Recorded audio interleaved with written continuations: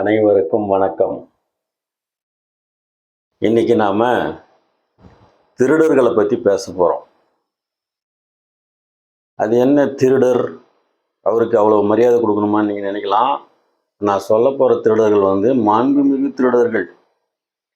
அதனால தான் அவங்களுக்கு மரியாதையா சொன்னேன்.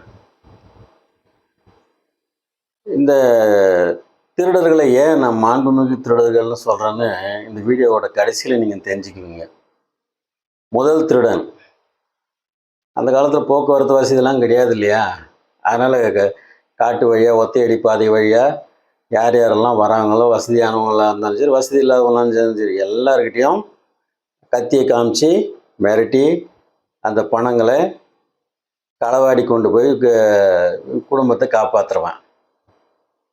ஒரு நாள் பார்த்தா யாருமே வரல, ஒரே ஒரு ஞானி மட்டும் வரார். அவரே சாமியார் மாதிரி ஊர் ஊராக சுற்றின்னுக்கிறார். அவர்கிட்ட போய் என்ன இருக்கும்?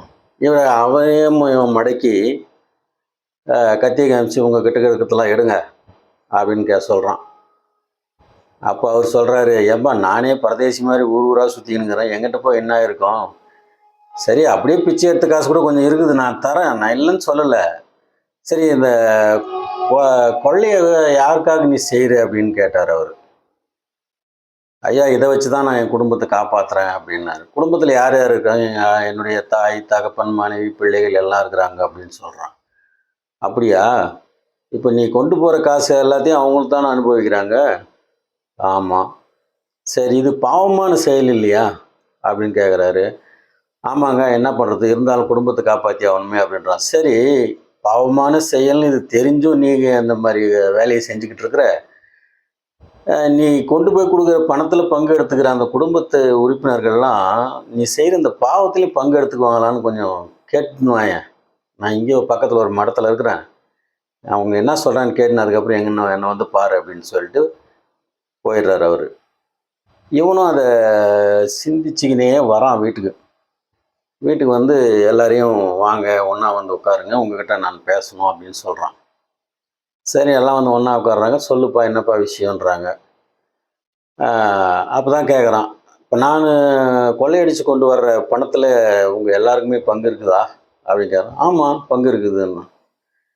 சரி, இது ஒரு பாவச் செயல் தானே.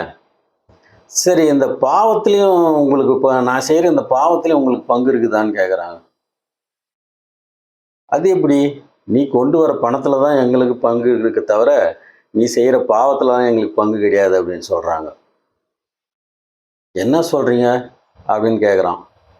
அப்போ சொல்கிறாரு அவங்க அப்பா, நாங்கள் உன்னை பெற்றோம், பெத்த கடமைக்கு புள்ளை நீ தான் எங்களை வந்து காப்பாற்றணும், அது உன் கடமை. அதுக்காக நீ எப்படி கொண்டு வரன்றதுல முக்கியம் இல்லை. அதனால் நீ கொண்டு வர பாவத்தில் எங்களுக்கு பங்கு கிடையாது அப்படின்னா. சரின்னு அப்படி மனைவி பார்த்து கேட்டா, நீ என்னம்மா சொல்கிற அப்படின்னு. ஏங்க, தாலி கட்டி கூட்டின்னு வந்தது நீங்கள், என்னை காப்பாற்ற வேண்டிய பொறுப்பு உங்களுடையது. அதனால் நீங்கள் கொண்டு வர பணத்தில் தான் என்னால் பங்கு எடுத்துக்க முடியுமே தவிர நீங்கள் செய்கிற பாவத்துலலாம் பங்கு எடுக்க முடியாதுன்றாங்க. சரி, இந்த பக்கம் பார்த்தான், பசங்களை கேட்டான்.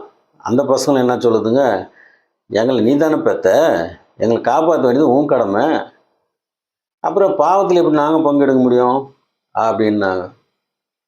அப்போ தான் அவனுக்கு உரைச்சிது. ஓ,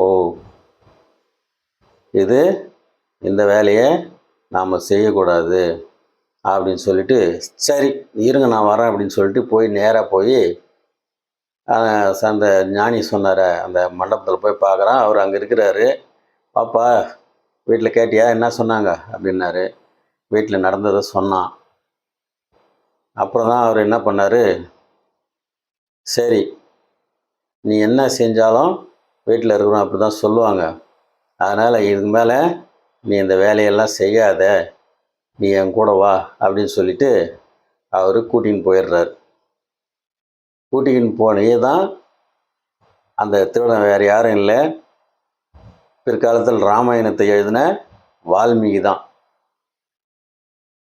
அந்த ராமாயணத்தை எழுதினதன் மூலமாக அவர் எத்தனையோ யுகத்துக்கு முன்னாடி எழுதினாருன்றாங்க. ஆனால் இன்றைக்கி வரைக்கும் அதை பற்றி பேசினுக்கிறாங்க, அதை பற்றி படிச்சுருக்கிறாங்க. அவர் எழுதின ராமாயணத்தை தான் இந்தியாவில் இருக்கிற பல மொழிகள்லையும் மொழிபெயர்த்திருக்கிறாங்க.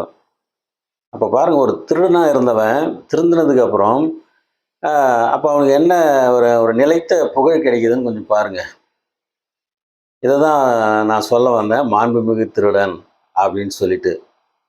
சரி, இன்னொரு திருடன் யாரு அப்படின்னு பார்த்தோம்னா, நீலன் அப்படின்னு ஒரு கள்ளர் குடியில பிறந்த ஒருத்தன், சோழ மன்னனுடைய படைக்கல வீரனாக சேர்ந்து அவன் படிப்படியா முன்னேறி படை தளபதியா கூட ஆயிடுறான். அந்த போர்கள்ல நடக்கும்போது அந்த தளபதியோட வீரத்த பார்த்து, அ அவனுடைய அந்த சோழ சாம்ராஜ்யத்தினுடைய ஒரு பகுதி, ஒரு சிற்றரசு, திருமங்கை அப்படிங்கிற ஒரு நாடு. அந்த நாட்டுக்கு நீ வந்து இனிமேல் அரசனாக போவாய். அத போய் பார்த்துக்கோ. இருந்தாலும் நீ ஆண்டுக்கு ஒரு முறை கப்பம் கட்டணும் எனக்கு அப்படின்னு சொல்லி அந்த திருமங்கை நாட்டுக்கு மன்னரா அனுப்பி வைக்கிறான். அவன் மன்னன் ஆனதுக்கு பிறகு அவனுக்கு ஒன்றும் புரியல. திடீர்னு மன்னர் ஆயிட்டோம் அப்படின்னு சொல்லிட்டு நாம நினைக்கிறதெல்லாம் நடக்கும், கிடைக்கும் அப்படின்ற மாதிரி ஒரு எண்ணத்துல இருந்தான். ஒரு குமுதவல்லி அப்படிங்கிற ஒரு பொண்ணை பார்க்குறான். அந்த பொண் மேல இவனுக்கு ஆசை வந்துடுது. சரி, அந்த பொண்ணுகிட்ட அந்த பொண்ணோட அப்பா கிட்ட போய் உங்க மகளை எனக்கு கொடுங்கன்னு சொல்லி சீர்வரிசை தட்டுலாம் கொண்டு போய் வச்சுன்னு கேட்குறான். அவங்க பிராமண குடும்பத்தை சேர்ந்தவர்கள், வைணவ குடும்பத்தை சேர்ந்தவர்கள். இருந்தாலும் மன்னன் வந்து கேட்குறானே, எப்படி முடியாதுன்னு சொல்ல முடியுதுன்னு அவங்களும், எங்களுக்கு ஒன்றும் ஆட்சேபம் இல்லை, பொண்ணு சரின்னு சொன்னால் நாங்கள் திருமணம் செஞ்சு வைக்கிறோம் அப்படின்றாங்க. அப்புறம் பொண்ணு கேட்டாங்க. பொண்ணும் நானும் திருமணம் செஞ்சுக்கிறேன், ஆனால் ஒரு கண்டிஷன், நான் கட்டிக்க போகிற மாப்பிள்ளை வந்து ஒரு வைணவராக தான் இருக்கணும் அப்படின்னு சொல்கிறான். ஓகே, மாறிட்டா போச்சு அப்படின்னு சொல்கிறான். அடுத்து, சரி அது மட்டும் இல்லை, அவர் வந்து தான தர்மத்திலையும் சிறந்தவராக இருக்கணும், தினமும் 1000 பேருக்கு அவர் அன்னதானம் செஞ்சு ஒரு வருஷம் இதே மாதிரி அவர் செஞ்சாருன்னா நான் அவரை திருமணம் செஞ்சுக்கிறேன் அப்படின்னு கண்டிஷன் போடுறாங்க. இவர் அதுக்கும் ஒத்துக்கின்னு வந்துடுறாரு. ஒத்துக்கின்னு வந்து தினமும் 1000 பேருக்கு அன்னதானம் பண்ணுறதுனா சும்மாவா? அது பண்ண பண்ண அரசு கஜானாவெல்லாம் காலியாகினே வருது. அப்போ தான் என்ன பண்ணுறாங்க, கஜானா காலியாச்சுன்னு சொல்லிட்டு அப்போட செய்கிற அந்த முறையை விட்டுறக்கூடாதுன்னு அங்கங்கே போய் பிச்சை எடுத்து அவங்கக்கிட்ட டொனேஷன்லாம் வாங்கின்னு வந்தாவது இந்த வேலையை செய்யலான்னு அவர் செஞ்சுக்கிட்டு இருக்கிறாரு. அப்போ முடியல. சோழ மன்னன் வேற ஆள் அனுப்பிட்டான். இந்த வருஷத்துடைய டேக்ஸ் வந்து சேரல, என்ன பண்ணினுக்கிற அப்படின்னு சொல்லிட்டுன்னு. அப்புறம் இந்த மாதிரி நான் ஒரு கொள்கையில் போய்கிட்டு இருக்கிறேன், இப்போ செலவுகள் அதிகமாகுது, இந்த முறை முடியாது அப்படின்னு சொல்கிறான். முடியாதுன்னு சொல்லி சரின்னு, முடியாதுன்னு சொன்னால் அவனை கைது பண்ணி கூட்டிட்டு வாங்க அப்படின்னு சொல்லிடுறான். கைது பண்ணி கூட்டின்னு போகிறாங்க சிறையில். கோயில் சிறையில் அடிச்சிடுறாங்க. அப்போது காஞ்சிபுரத்தில் இருக்கக்கூடிய அந்த வரதர் இவருடைய கனவுல வந்து, நீ காஞ்சிபுரத்துக்கு வா, உனக்கு நான் நிறைய பொருள் இருக்கிற இடத்த காமிக்கிறேன், நீ அதை எடுத்துன்னு வந்து செய்யினாரு. இவர் அன்னதானம் மட்டும் செய்கிறது இல்லாமல் கோயில்களுக்கு அங்கங்கே புனரமைப்பு செய்யறதுக்கு, திருப்பணிகள்லாம் செய்யறதுக்காக இவர் என்னென்ன கோயிலெலாம் சிதிலம் அடைஞ்சிருக்குதோ அதெல்லாம் சீர் பண்ணுறதுக்கும் அதை செஞ்சுட்டு வந்தார். அப்போ தான் பார்த்தோம்னா, அப்படியும் கொண்டு வந்த பொருள் அரசனுக்கு கொடுக்க வேண்டியதை கொடுத்துட்டு இவர் மிச்சத்தில் வச்சு பண்ணார். அப்பவும் முடியல.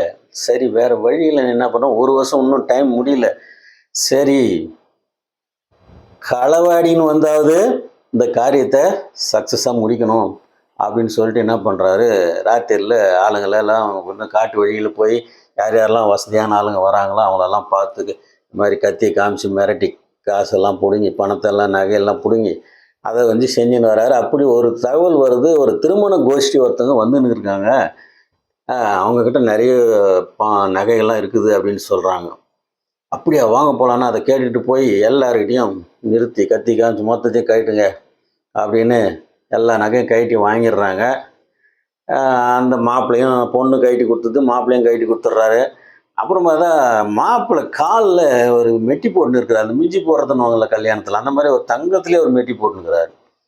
அதையும் கழட்டி கொடுன்னு சொன்னால், இல்லைப்பா என்னால் கழட்ட முடியல, நீ வேணால் முயற்சி பண்ணி கழட்டு அப்படின்றாரு. அப்புறம் அவன் என்ன பண்ணுறான், குனிஞ்சி கழட்டி பார்க்குறான், பலத்தையெல்லாம் திரட்டி கழட்டி பார்க்குறான், அப்புறம் வாயில் பல்லெல்லாம் கடிச்சு கூட கழட்டலான்னு பார்க்குறான். முடியல. அப்புறம்தான் அந்த மாப்பிள்ளை அந்த மன்னன் தலை மேலே கை வச்சு ஒரு மந்திரத்தை காதில் சொல்கிறான். அதுக்கப்புறம் தான் தான் யார் அப்படிங்கிற உணர்வு அவனுக்கு வந்து, ஐயா என்னை மன்னிச்சிருங்க அப்படின்னு அவன் கையெடுத்து கும்பிட்றான். அங்கே மாப்பிள்ளையாக வந்தது திருமால், மனைவியாக வந்தது லட்சுமி. ஐயா நான் உங்களுக்கு திருப்பணி செய்கிறதா நினச்சின்னு நான் கடைசியில் உங்ககிட்டயே வந்து கொள்ளடிக்க வந்துட்டேன்னு என்னை மன்னிச்சிருங்க அப்படின்றான். இல்லை, நீ வந்து நல்ல விஷயத்துக்காக தான் கொள்ளடிச்ச, அதனால் இது தப்பு இல்லை. அதனால் நீ வந்து நீ செய்ய வேண்டிய காரியங்களெல்லாம் செஞ்சுட்டு மீண்டும் நீ என்னை வந்து அடைவாய். இதுக்கு இன்றையிலிருந்து நீ திருமங்கை ஆழ்வார் என்ற பெயரோடு விளங்குவாய் அப்படின்னு சொல்லிட்டு அருள் புரிஞ்சுட்டு போயிடுறாரு. நிறைய செல்வங்களையும் கொடுத்துட்டு போயிடுறாரு. அதாவது ஒருத்தன் குடும்பத்தை காப்பாற்றுறதுக்காக கொள்ளையடிச்சான், அதே இன்னொருத்தன் கோயிலுக்கு செலவு பண்ணுறதுக்காக கொள்ளையடிச்சான். இருந்தாலும் கடைசியில் 2 பேருமே வந்து உயர்ந்த நிலையை அடைந்தார்கள். இதிலிருந்து என்ன தெரியுது? அவர்கள் மாண்புமிகு திருடர்கள் தானே. ஆனால் இந்த காலத்துலேயும் மாண்புமிகு திருடர்கள் இருக்கிறாங்க. கேட்டால் எல்லாம் குடும்பத்துக்காக மக்களுக்காக தான் சொல்கிறாங்க. அதனால் இவங்களெல்லாம் திருத்தத்துக்கு யார் வருவாங்கன்னு தெரியாது. அதனால தான் அப்போவே பார்த்தீங்கன்னா பட்டுக்கோட்டை கல்யாண சுந்தரம் ஒரு பாட்டில் எழுதியிருப்பார், திருடனாய் பார்த்து திருந்தாவிட்டால் திருட்டை ஒழிக்க முடியாது அப்படின்னு. அந்த மாதிரி திருடர்களாக பார்த்து திருந்தினா தான் திருட்டை ஒழிக்க முடியும். அதுவரை காவல் நிலையங்களும் நீதிமன்றங்களும் நமது நாட்டில் இருந்து கொண்டு தான் இருக்கும். இந்த வீடியோ உங்களுக்கு பிடிச்சிருந்தா லைக் பண்ணுங்கள், ஷேர் பண்ணுங்கள். நன்றி, வணக்கம்.